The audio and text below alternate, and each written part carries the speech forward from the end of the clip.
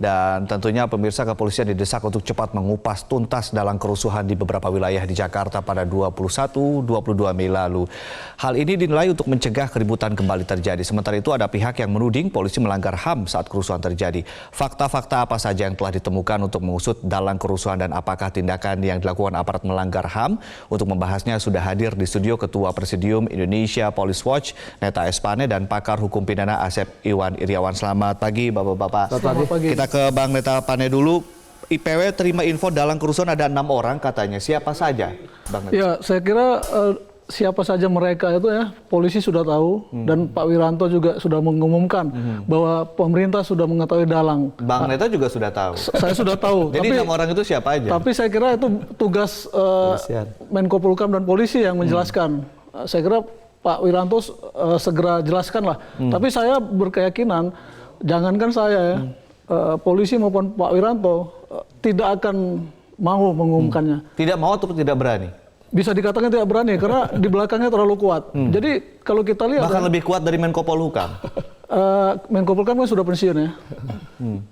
Jadi kalau kita lihat kerusuhan 22 Mei kemarin itu sepertinya mau mencoba reuni atau nostalgia, menyalurkan hasrat dendam antara peristiwa kerusuhan 98 antara Pak Wiranto dan Pak Prabowo. Sepertinya mau ditarik ke sana. Untungnya pada tanggal 22 malam itu udah berhasil selesai dan 23 itu selesai. Karena Indonesia Police Watch menganalisa kerusuhan tanggal 22 itu ya, 21 sampai 22 itu seperti kerusuhan terbatas, terbatas dan terkoordinir, sangat terkoordinir. Kenapa? Kalau kita lihat kerusuhan Malari 98, itu sasaran mereka adalah pusat ekonomi. Nah, kemarin Tanah Abang itu tidak tersentuh sama sekali. Kalau memang itu benar-benar kerusuhan, itu pasti dibakar massa. Kemarin massa hanya membakar tong sampah dan warung-warung warung-warung kecil lah di pinggir jalan. Nah, jadi melihat karakter yang kemarin itu, ya memang itu diciptakan hanya terbatas sampai tanggal 22 malam. Baik, Bang Neta, satu pertanyaan lagi sebelum ke Kang Asep. Anda bilang adanya ada 2 purnawirawan perwira tinggi, 6 orang itu terdiri dari 2 purnawirawan perwira tinggi, 2 purnawirawan perwira menengah, 1 tokoh preman, dan 1 anak kiai ternama. Ada siapa di balik mereka semua ini? Ada siapa orang-orang yang ini yang lebih, kata Anda, mungkin lebih kuat dibandingkan sosok Wiranto dan juga Kapolri dan juga Panglima TNI? Ya, saya kira dengan kita membuka indikasi seperti itu, masyarakat pasti sudah tahu ya siapa di belakang mereka. Dan kita tahu siapa Pak Prabowo dan siapa Pak Wiranto. Mereka adalah orang-orang kuat masa lalu yang sekarang anak buahnya ada di mana-mana. Jadi saya kira indikasi-indikasi itu cukup, dan dalam diskusi terbatas barangkali akan bisa kita buka ya. Orang-orang ini di luar dari orang-orang yang sudah tersangkakan makar? Di luar itu, di luar itu, dan mereka sampai sekarang belum tersentuh. Sepertinya aparat keamanan yang sekarang itu ya membiarkan dan tidak akan menyentuh mereka, apalagi sekarang situasinya sudah kondusif. Jadi adapun yang makar-makar yang kemarin dituduh makar, kemudian ditangkap karena menyelundupkan senjata, saya kira setelah nanti selesai semua, tanggal pengumuman dari MK dan pelantikan presiden, saya kira itu kasus akan ditutup semua, tidak akan sampai ke pengadilan. Karena itu hanya riak-riak yang kemudian dikompromikan. Kalau begitu nggak bakal tuntas dong Kang Asep kalau begitu. Gini, kalau saya lihat pidananya. Dan pasti potensi kerusuhan-kerusuhan berikutnya akan bisa terjadi mungkin ketika MK memutuskan, ketika mungkin nanti pelantikan dan lain-lain. Ya, saya sebelum Pak Asep saya jelaskan bahwa kerusuhan Malari, kerusuhan 98 itu tidak terungkap. Kasus penculikan yang dilakukan oleh tim Mawar dan segala macam itu tidak terungkap. Dan itu semua diselesaikan secara kompromi di bawah meja. Saya kira itu. Kang Asep, penegakan hukum seperti apa jadinya? Gini aja, kan 21, 22 ada kejadian. Ya, dari kejadian itu saya lihat secara hukum ya, kalau Pak Pane ahlinya di bidang itu ya. Gini, jadi betul yang katakan Bang Neta Pane. Sekarang gini, dalam kejadian 21, 22 kita gampang menganalisa. Hukum itu kan depan hukum sama, ketika orang berbuat melanggar hukum harus diproses. Nah, kita lihat ada yang unjuk rasa. Jadi tertib kan dari sampai jam 6 kemudian kompromi sampai tarawih. Artinya tertib. Artinya itu memang pengunjuk rasa karena ketidaktahuannya, ada pengaruh atau cuci otak, kita hormati. Selesai kan.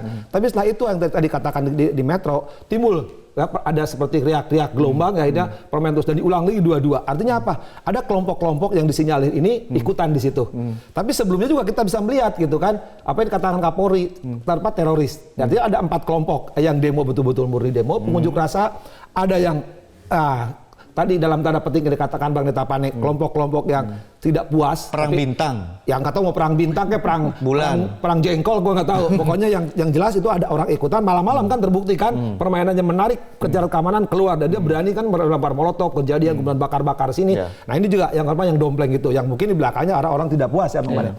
Kemudian juga kan teroris sudah selesai, sekian diamankan. Artinya pelaku-pelaku ini ada skenario, ada secara hukum, ada perencanaan. Terbukti kan penjelasan ada misalkan mobil ambulan berwarna tertentu, kemudian ada duit, ada batu, kemudian juga ada pertemuan di Sunda Kelapa. Ada perencanaan yang sistematis yang sebelumnya sudah terencanakan, tapi untuk kita bersyukur bahwa Kapolri dan TNI Polri sudah mengetahui ini. Kalau enggak, tapi yang penting tadi katakan Mantapan setuju, justru siapa dalang-dalang ini yang saya berharap ya tidak diselesaikan secara adat, tapi harus diungkap gitu untuk minimal kan tidak ada orang yang terkena korban kerusuhan, artinya entah korban kerusuhan karena rusuh jadi korban atau korban kerusuhan, tapi ada seorang bertanggung jawab. Ya, Kang Asep, 6 orang yang kemudian diungkap oleh Bang Neta Pane ini adalah 2 purnawirawan perwira tinggi, 2 purnawirawan perwira menengah, 1 tokoh prema dan 1 anak kiai ternama. Kalau memang benar mereka terbukti, jerat hukumnya apa? Gini, hukum itu dikenal penyertaan ya, ada aktor intelektual, ada turut serta, ikut ada bersama-sama. Nah, mereka ini berarti aktor intelektual. Nah, tinggal cari kan polisi yang tahu datanya. Nanti kan udah ketangkap tuh lapangannya pelakunya pakai tato bersorbankan para kiai kayak saya sekarang kan. Nah, gitu. Padahal bukan kiai saya, Kiai Asep. Nah, ketika mereka ketangkap berlabelkan identitas tertentu dan ternyata dalamnya ada tato. Sekarang mereka terbukti ada terima duit tanggal keseluruhan. Pasti kan ada yang merencanakan kan. Nah, merencanakan pembagian duit siapa kan pasti ujungnya dalangnya kan, siapa penyuplai dana itu. Nah sekarang itu salah satunya sebagai aktor intelektual kan. Nah secara hukum harus diproses itu. Nah sekarang kan yang tahu polisi. Nah sejauh mana misalkan terlepas 6, 8, 9 berapapun kan, ya polisi harus mengungkap dong siapa dalang-dalang. Tapi jerat hukumnya apa? Pasal-pasal apa yang pasalnya kan sekarang kan udah kan misalkan 210, 211, kemudian juga pasal-pasal lain kan. Nanti pas ini kan penyertaan dijuntokan pasal 55 itu Pak, pasal 50 itu akan dijuntokan penyertaan.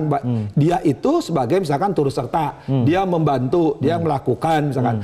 Tapi ada pelaku utamanya. Ancaman hukumannya? Ya tergantung pasalnya. Kan tergantung yang didakwakan. Sekarang kan beda-beda. 300 siapa? Yang ketangkap itu 300 lebih kan. Yang hari pertama sekian, kemudian yang di Bawaslu sekian, yang di Petamburan sekian. Itu kan banyak. Nah ketika ini pelaku di lapangan, korlap lapangan, kan pasti ada yang di atas tadi. Kan indikasinya tadi kan. Ada apa? Ada uang yang beredar, ada amplop yang beredar, ada waktunya ketahuan lah, misalkan permainan waktunya gitu kan. Nah, ketika mereka mengatakan dapat uang sekian, pasti dong ada bandarnya kan. Nah, si bandar ini dalangnya ini harus diungkap secara hukum. Tapi seperti biasanya kasus-kasus sebelumnya, peristiwa Tanjung Priok, kemudian kerusuhan Mei, itu hanya di lapisan bawah, orang-orang yang lapangan aja yang masuk ke pengadilan. Ya, karena selnya terputus. Mereka caranya misalkan tidak mungkin langsung bilang, pasti mereka bertahap kan kita kumpul di tempat, kami disebut Sunda Kelapa, ya tidak akan muncul misalkan gengnya, pasti kan dari istilahnya pelaku utamanya aktor akan bertahap. Jadi di lapangan tahunya berlapis. Seberapa sulit Kang Asep menurut Anda? Saya pikir gini, saya percaya kepada kepolisian, saya percaya kepada penegak hukum, itu harus diungkap. Kalau nggak diungkap, ini akan terulang dan terulang. Ya. Soal nanti apa yang dikatakan beliau misalkan ada penyelesaian secara adat, ya itu soal lain. Apa saya seorang hukum, ya harus dibuka. Kalau nggak dibuka, nggak diselesaikan, takut terulang. Ya. Siapapun mereka, kan di depan hukum itu sama, harus menghormati hukum, harus ditindak, harus diproses. Nah, soal nanti prosesnya hasilnya gimana, yaitu kewajiban penegak hukum harus membuka ini. Kalau aib nggak dibuka, ada ketakutan masyarakat. Jangan-jangan akan diulang lagi menjadi mata pencaharian gitu. Baik, Bang Neta juga pernah di 2018 akhir tahun bilang bahwa ketika kubu Prabowo mengatakan jika dia tidak terpilih maka negara ini akan punah. Lalu Anda kemudian mengatakan bahwa ini sudah merencanakan sesuatu. Itu indikasinya apa dan kemudian kalau dihubungkan dengan sekarang apa? Jadi ketika Pak Prabowo mengatakan bahwa kalau mereka tidak menang Indonesia akan punah, kita menganalisa tentu dengan latar belakang dengan berbagai peristiwa sebelumnya, jangan-jangan kelompok 02 ini sedang mempersiapkan kerusuhan. Waktu itu kita dalam suatu diskusi ngomong seperti itu. 5 bulan kemudian ya terjadi tanggal 22 kemarin ya, dan beberapa orang-orang dekat dari kelompok itu kita lihat ya ada di dalam kerusuhan itu. Misalnya ada mobil ambulan membawa batu, ya kan? Di sana ada label parternya. Kemudian ada beberapa pengunjuk rasa yang di depan Bawaslu juga ikut dalam kerusuhan itu. Nah, sehingga kita mencoba menarik benang merah, gitu ya. Adapun penyelidikan lebih lanjut, ya tentunya aparat keamanan, kepolisian yang punya dan itu juga ada jerat hukumnya, ada ya ada gini, gitu, betul kata Bang Pane. Ada rencana, kemudian ada indikasi, dan kemudian ada aksi. Sudah ada kan dua kekuatan besar ini kan mau dibenturkan. Dalam pasti orang mengatakan ini cebong sama kampret itu kan udah kekuatannya besar. Kekuatan besar main di media sosial. Nah ini kan bagaimana disulut api ini dibenturkan. Kebutuhan negara kita beragam suku, agama, ras. Ketika dibenturkan, nah tadi katakan ya perang saudara. Nah, tapi untunglah saya bilang dengan segala hormatnya misalkan bahwa aparat bisa melakukan ini dan bisa dengan secepatnya gitu. Kalau enggak mah ya terjadi sesuatu. Bang Neta, ini satu pertanyaan lagi. Ini orang-orang 6 orang yang kemudian Anda ungkap itu adalah orang-orang yang juga dalang pada kerusuhan-kerusuhan sebelumnya kah? Tidak, kita belum melihat dalam kerusuhan-kerusuhan sebelumnya, katakanlah kerusuhan 98 atau yang lain-lain, mereka ini tidak ada di sana. Tapi mereka punya teman-teman, tapi kita tidak melihat keterlibatan mereka dalam sebelumnya. Seberapa yakin Anda ini akan diusut dan juga akan Saya tidak yakin akan diusut.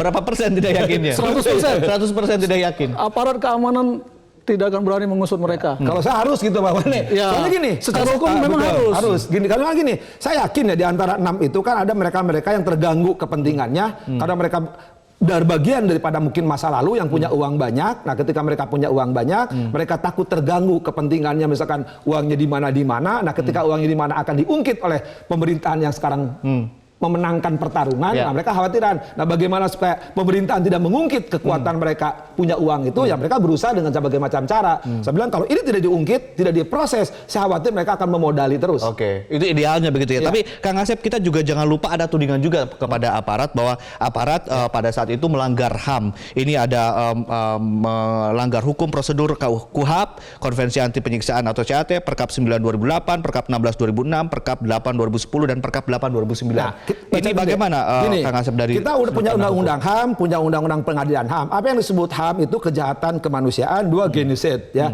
Nah, sekarang apakah dalam perkara itu terjadi 2 hal itu? Jadi kalau ngomong HAM, batasan jelas hukum positif kita ya. Jadi kejahatan kemanusiaan, 2 genosida. Nah, apakah kejadian malam itu? Kan polisi telah melakukan yang sampai tarawih udah selesai. Tapi kan tiba-tiba ada kelompok perusuh tadi ya. Lah perusuh ini melakukan. Nah, ketika ada korban ya tidak, polisi telah melakukan batasan-batasan dilakukan. Jadi jangan menuduh pelanggaran terhadap HAM ya. Sekira karena apa? Polisi sepengetahuan saya kan sudah mengimbau. Kita lihat dengan ramahnya dengan Kapolres Jakarta Pusat ya.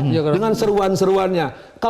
Kalau kemarin itu ada pembantaian misalkan dilakukan oleh pihak aparat penegak boleh. Tapi kan kejahatannya melakukan. Tapi mau dilaporkan ke Mahkamah Internasional dan silakan Mahkamah aja. Internasional itu sesuai kah? Mahkamah Internasional bukan kewenangan untuk itu. Tapi silakan Mahkamah Internasional. Tapi saya percaya tidak akan diterima oleh Mahkamah Internasional karena bukan kewenangannya untuk itu. Ini kan ada kejahatan malam-malam untuk para perusuh. Ketika para perusuh melakukan tindakan-tindakan brutal mengganggu ketertiban yang kerugiannya triliun harus diproses. Sebenarnya untung aja aparat kepolisian dalam melakukan. Ya, saya kira ancaman itu hanya manuver kelompok tertentu sama seperti kerusuhan 22 itu hanya manuver untuk melindungi teman-temannya. Hanya manuver, tidak lebih. Tidak lebih. Artinya kalau ada kompromi antara orang-orang ini tidak akan terulang lagi. Enggak ada korban, lihat dari korban. Tadi kan ada kejahatan kemanusiaan, ada orang yang meninggal korban itu. Nah, korban-korban ini betul yang kata beliau, ya nggak bisa diadukan kemana, ke Mahkamah Internasional. Yang jelas ke Mahkamah Akhirat nanti selesai. Baik, artinya memang perlu ada penyelesaian, entah itu kalau memang lebih baik adalah penyelesaian hukum begitu ya, agar tidak terjadi kerusuhan-kerusuhan berikutnya karena ada beberapa agenda penting lainnya, ada MK lalu kemudian juga ada pelantikan. Baik, terima kasih Bang Neta Espane, mungkin lain kali kita akan sambung lagi. Kang Asep, terima kasih.